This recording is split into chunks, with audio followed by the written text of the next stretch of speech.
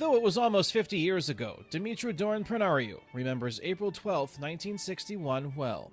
He was 8 years old at the time, living in the Romanian city of Brasov.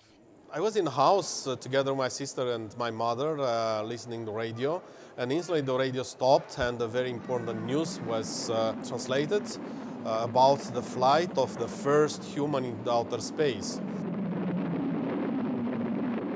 That human was Russian cosmonaut Yuri Gagarin. His voyage into space was a monumental achievement, celebrated throughout the Soviet Union. Yuri Gagarin showed us how to break a frontier, the frontier of the atmosphere. 20 years later, in May 1981, Pranariu himself blasted into space on a Soviet-built Soyuz rocket. He was Romania's first and still only cosmonaut. Pranariu credits Gagarin with charting his own path into space.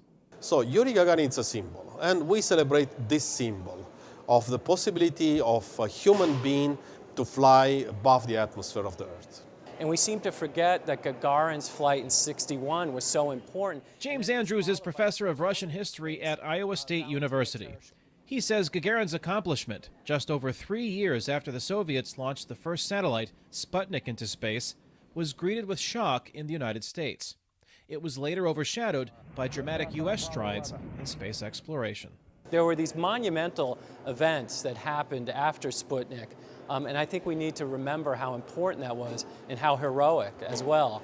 But we really haven't broadened the view to look at what other nations, particularly the Soviet Union, were doing at the time. But that's something that we're actually working on now. At a ceremony in Chicago, Paul Knappenberger was joined by cosmonaut Pranariu as the Adler Planetarium's first recognition of Yuri Gagarin's triumph was unveiled. Blast off. A bust of Gagarin, donated by the city of Moscow to the city of Chicago, honors the Russian cosmonaut and first human in space 50 years after his accomplishment.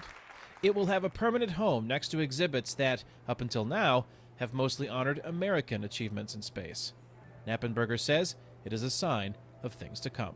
We're planning to expand the Adler in the near future with a new building adjacent to this one that will have a space exploration theme where we will celebrate not only the past accomplishments of the Soviet Union and America, but also what's going on right now on the international scene. Cosmonaut Pranariu, who is now the chairman of the United Nations Committee on the Peaceful Uses of Space, says honoring both past Soviet and American accomplishments helps chart a future path to the stars.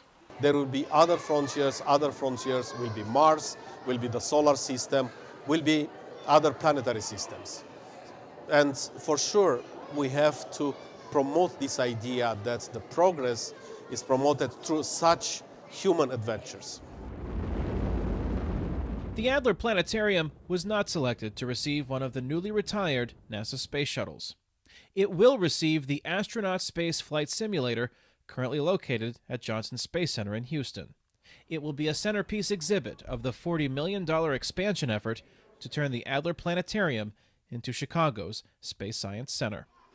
Kane Fairbaugh, VOA News, Chicago, Illinois.